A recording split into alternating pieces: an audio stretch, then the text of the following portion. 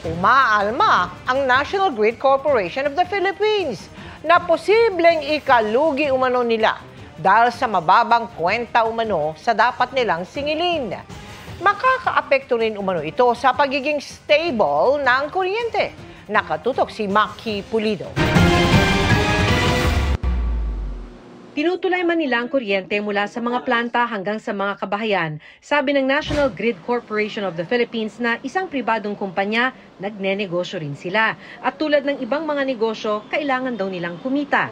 Kaya ngayong itinatakda ng Energy Regulatory Commission ang matagal nang naantalang papayagang taripa para sa taong 2016 hanggang 2022, 12.15% na pagtaas sa Weighted Average Cost of Capital o WACC ang gusto ng NGCP. Interest or kita namin kasi highly regulated kami. So ang nire-recover lang namin is expenses. Yan na yung pinaka-markup which is called the weighted average cost of capital and it's ERC who determines it.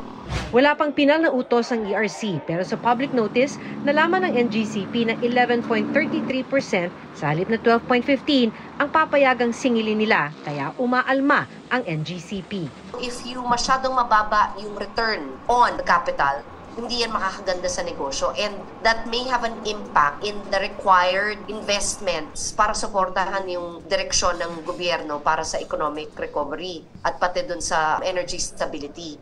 Wala pang pahayag ang ERC, pero kung ang Power for People Coalition daw ang tatanungin, dapat nga mas babaan pa. Ano man daw kasi ang payagang isingil ng NGCP, nangangahulog ang taas singil sa kuryente dahil ipapasa ito sa electricity consumers. Dapat nga mas mababa. Kumpara doon sa napakadaming problema sa serbisyo nila, yung interconnection, sobrang ng burden ngayon ng electric consumers. Para sa GMA Integrated News, Maki Pulido, nakatutok, 24 oras.